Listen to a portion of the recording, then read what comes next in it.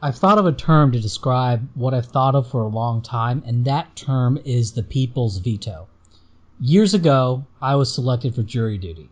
There was a man who was caught doing construction without a license, and the whole courtroom debate centered around entrapment, since apparently it was a sting where some undercover cop asked for construction work to be done under the table, and all the arguments were about whether this constituted entrapment and if one can be prosecuted for a crime that a government agent entrapped someone into.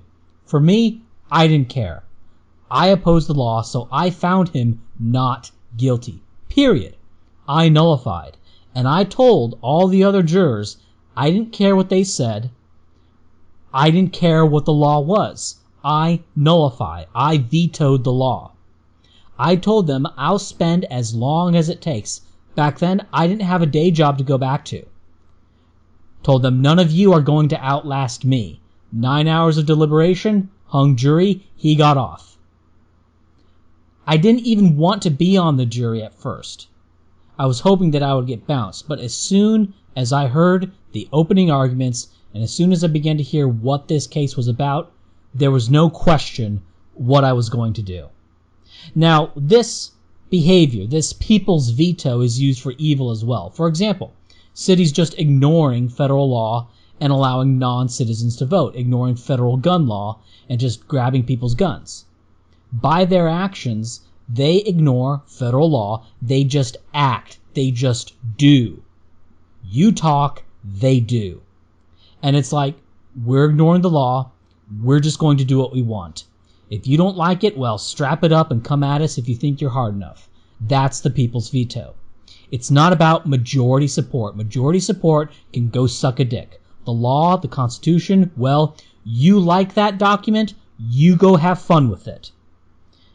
And if our people, the sort of Tucker Carlson populist conservative crowd, started acting this way, that opens up so many options for us.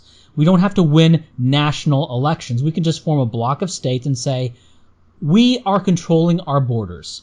Citizenship must be proven by anyone wanting to enter, say, Wyoming, Montana, North Dakota, South Dakota, Nebraska, Kansas, and they must prove that they were not recipients of the diversity lottery or descendants thereof. And if the federal government tries to settle Somalis in Idaho, we will deny them Idahoan citizenship and we will deport them to Oregon or Washington or some surrounding state. That's just an example of this mentality. Because going through the courts and going through all the Pharisees of Congress who have all these farcical notions about the nature of the struggle that they're in, who think that this is just some sort of career advancement, I'm being a senator kind of guy thing, they're unaware of the nature of the struggle that they're in. Dealing with these people won't work. We must simply act. Ignore the courts, ignore the legislature. Hypothetically, if I were to run for office, I would openly state that I am a man of action, meaning I will clean out the bureaucracy and staff it with those willing to carry out my agenda and government agents who are willing to ignore the courts, certainly ignore the press, and ignore the legislatures, to enact the people's veto, to simply do.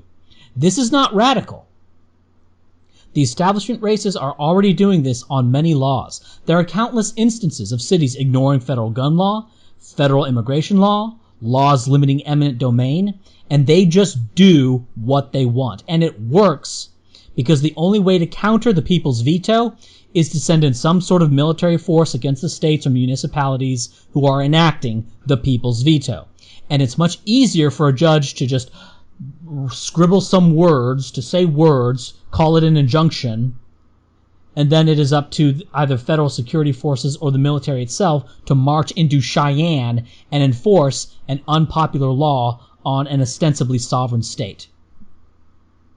It's one thing for a judge to scribble something down, it's quite another to strap it up and enforce it. And this is also why I support the Electoral College. Oh, Wyoming gets too many electoral votes on a population basis. Our attitude needs to not be, well, the founders didn't want one region to dominate another region of the country just because they have, say, a 60% majority. That's all well and good.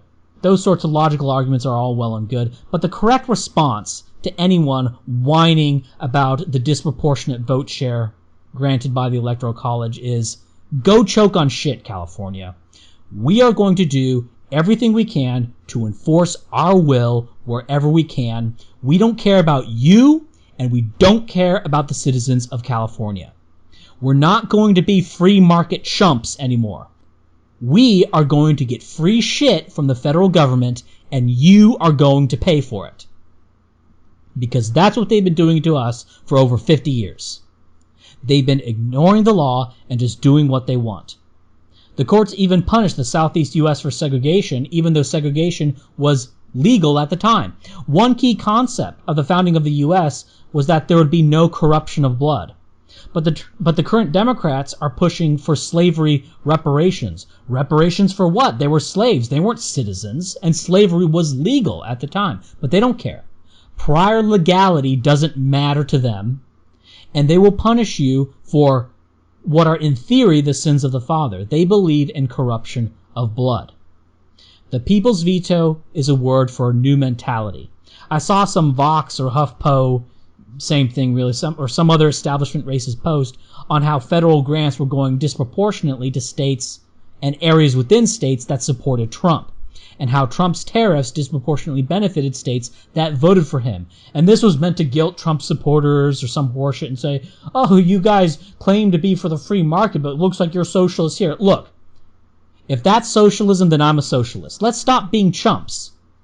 It's always been that if we win, we get to endure the rigors of the free market. And if they win, they get all sorts of free goodies and protections and sinecures.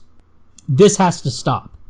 Take away their goodies, make them pay for our goodies, kick them out wherever we can get away with it, and just do what we want. Judges can make noise. I didn't write the law.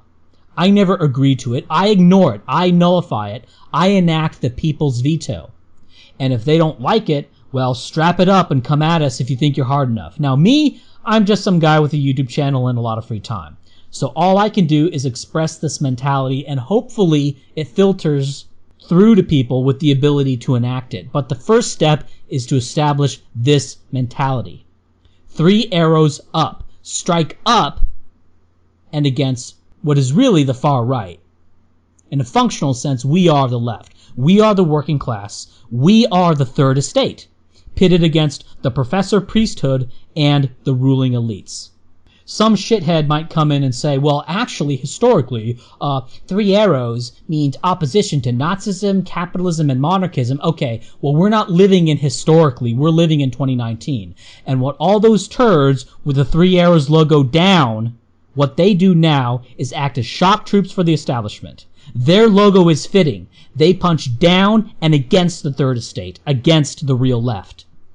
And as they have ascended to power, corporations have consolidated like never before. Corporate control over free speech is greater than ever before. They don't need company stores anymore. They just have you herded into their monopolistic corporations like Amazon. They don't need the Pinkertons. They'll just import scabs from every corner of the globe. The middle class, defined as workers with stocks and companies, i.e. the real practical way in which we actually achieved worker control of the means of production, that is being destroyed as these fake leftists have gained power. In fact, they hate the true way in which worker control of the means of production was practically achieved. They hate the middle class, largely out of a racial animus. A large and powerful middle class of workers with stock, workers who own the means of production, in a people's economy that strictly circumscribed monopolies and prevented the mass importation of labor that would weaken the bargaining power and undo all of the progress that has been done in creating a real people's economy in the United States. And that is precisely what these people are doing. These fake leftists call themselves BreadTube. And that's such a great name for them. They are bred for conformity. bred to have an authoritarian view of knowledge, bred to be terrified of any social ostracism, bred to be the shock troops and intellectual bodyguard for the corporate establishment, and for all of their work, they're given scraps of bread by the establishment. A fitting name for these Gollum worm tongues, these ultra-capitalists, who farcically call themselves socialists, who champion a monopoly of Sanhedrins to define what is true, where truth is established through the socially constructed authorities at their place and time in history and what they happen to say. They rage against any expression of white Christianity and are champions for the supremacy of Islamic law, and they promote institutional racism on a scale that would make the old segregationists look like pikers. It's no accident that whites from New England are the most authoritarian in their thinking and the most in line with establishment racism. They are the descendants of witch and warlock burners. Anyway, for another time. For now, that is the reasoning behind the name change, behind the logo, because I know everyone's going to ask about it.